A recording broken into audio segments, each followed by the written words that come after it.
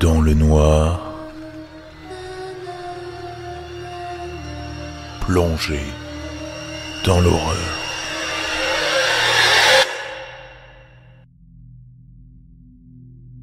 Ce qui suit est le fragment d'un enregistrement retrouvé sur un dictaphone appartenant à mon père. Il me l'a confié sans trop se souvenir d'où il le tenait. En janvier 77, la première diffusion des 4 saisons de Bonne Nuit les Petits s'est terminée, même si la série a continué à être rediffusée jusqu'en 2006. Mais en 2010, Claude Lédu, qui était l'un de nos producteurs, nous commande une 5e saison, en faisant varier l'animation, avec un nouveau système pour animer les marionnettes. Un décor à l'ancienne, en balsa et carton dur, derrière lequel devaient évoluer les acteurs qui animeraient les marionnettes avec de longues perches. Avec ce système, ils étaient invisibles à la caméra et gardaient une meilleure prise sur les pantins. Pour moi, ça le relevait plus du choix artistique que du choix pratique. Et d'ailleurs, ça en a agacé plus d'un qu'on change nos méthodes déjà bien rodées. Mais bon, on est encore loin du cœur du problème. Bref, comme dit au-dessus, on a embauché les teneurs de bâton, ou du moins, on s'apprêtait à le faire, quand on a reçu une décision de la production, donc de Claude, concernant le recrutement. Pour Pimprenel et Nicolas, on travaillerait avec 2 de ses neveux, des gamins. On n'a pas été trop surpris sur le coup. L'audiovisuel, comme tous les milieux, fonctionne au pistonnage. J'étais ceci dit un peu perplexe par rapport aux conditions de travail spécifiques des gosses. Mais personne n'était très regardant sur le tournage. On avait surtout envie de toucher notre cachet et de joindre les 2 bouts. Quand j'y repense, on aurait vraiment dû se méfier un peu plus. On a trouvé en peu de temps un marionnettiste pour Nounours, un type du nom de Grégory Goudot. De là, les choses se sont enchaînées plutôt vite. Et en tant qu'opérateur, j'ai commencé le tournage du premier épisode avec les gamins et ce Nounours. Bien sûr, c'était loin d'être parfait. Essentiellement parce que les séquences traînaient en longueur, avec l'inexpérience des gosses qui manipulaient leurs marionnettes avec une maladresse atroce. Ce qu'il faut aussi se dire, c'est que nous, l'équipe de tournage, on ne voyait pas les marionnettistes pendant les prises. Les décors les cachaient à nos yeux, et surtout à l'objectif. C'est en enchaînant les épisodes que j'ai pu remarquer que pendant les pauses, les enfants devenaient de plus en plus pâles et nerveux.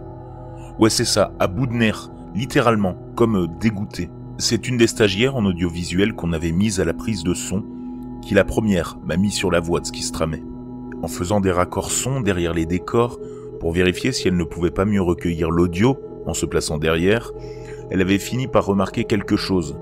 Entre les prises, les gamins lâchaient des bruits étranges, tout bas. Le Goudot, qui jouait Nounours, lui n'était pas en reste de grognement lubrique, à ce qu'il paraît. Enfin bref, vous voyez le truc. Cette stagiaire en a parlé à Claude et moi, au cas où il lui arriverait quelque chose. Et effectivement, Claude l'a viré. Moi, je n'ai rien dit. Comprenez-moi, je n'avais que ce travail, pas d'autre source de revenus et un fils à nourrir. Je vous dégoûte, hein. Je me dégoûte aussi. Parfois, je me dis que j'ai tenu ma langue pour mon fils, mais d'autres fois, je l'imagine à la place de ces gosses, et je m'en veux encore plus. Les épisodes ont suivi leur cours, et j'ai commencé à noter des trucs malsains qui avaient lieu sous nos yeux, sans que personne ne les remarque. Par exemple, les enfants disparaissaient systématiquement entre les scènes pour se rendre dans l'une de nos rares loges, réservées au stock des accessoires. Dans le même temps, Grégory s'éclipsait, lui aussi, et le costume de Nounours avec. Au début, je pense que personne n'y faisait attention. Grégory justifiait ça par une pseudo-pause clope. Et les gosses, la plupart des travailleurs sur le plateau couraient tout le temps, dans tous les sens. Alors, vers la fin, on s'est retrouvés moins nombreux, beaucoup de licenciements ayant été effectués. Avec du recul, je pense que beaucoup avaient flairé l'embrouille, parce que Grégory ne sentait jamais la cigarette. Et plus le temps passait, plus les neveux du patron faisaient peine à voir. Ceux qui savaient, et sont restés comme moi, ont préféré se taire. Quand on est arrivé à 2 épisodes de boucler ce tournage nauséabond, les choses se sont corsées. On a trouvé le corps de Claude, pendu dans son bureau de producteur. Il avait dû faire ça dans la nuit, en y restant après le départ de l'équipe. À partir de là, on n'a plus revu les gosses. En faisant mes recherches, j'ai appris que Grégory avait demandé un internement en hôpital psychiatrique. Et j'en viens à ce qui m'a fait me demander cet enregistrement. Plus que la confidence d'avoir surpris des attouchements pédophiles et de n'avoir rien fait de concret, j'aimerais parler du lendemain de la mort de Claude. Tout ça, c'est vraiment lourd à porter. Et avec le temps, c'est de pire en pire.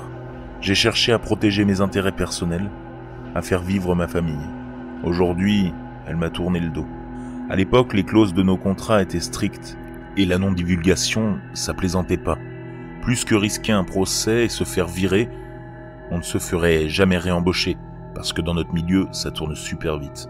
J'ai brûlé les bobines de nos tournages. C'était moi. J'ai aussi fait disparaître les derniers effets de Claude. Je le confesse aussi. Mais si j'ai brûlé tout ça, c'est pour ce que j'y ai trouvé. Son téléphone contenait plusieurs messages à l'attention de Grégory, du genre « Loge »,« Accessoires »,« 18h comme d'habitude », ou encore « Filme-les mieux que vendredi dernier, la qualité était naze ». En fouillant ce même téléphone, et je me souviens encore de l'horreur que j'ai ressentie, j'ai compris pourquoi Claude s'était pendu, pourquoi Grégory ne se supportait plus. Le fait qu'il se soit ensuite fait interner n'était qu'une sorte de suite logique. Parmi ce que j'ai détruit, il y avait aussi plusieurs lettres de coproducteurs anonymes. Enfin, c'est du moins comme ça que les expéditeurs se présentaient. Apparemment, Claude devait de grosses sommes d'argent à des types vraiment louches, qui lui réclamaient toujours plus de contenu. En lisant des morceaux du brouillon du scénario, j'ai compris que Claude ne croyait pas un seul instant à une pseudo-nouvelle saison. C'était juste un plan fantôme, une couverture pour produire ce contenu. Grégory, lui, était loin d'être marionnettiste. En fait, il était caméraman. La preuve, c'est lui qui a filmé le véritable pédophile à toucher les enfants dans la fameuse loge. Ce, avec le téléphone de Claude. En parlant de Claude, ce tonton si tendre et si affectueux envers ses neveux, je n'aurais jamais cru le voir jouer aussi bien, nounours, que dans cette même loge. Mais ces épisodes-là, j'espère sincèrement qu'ils ne lui auront rapporté pas un sou.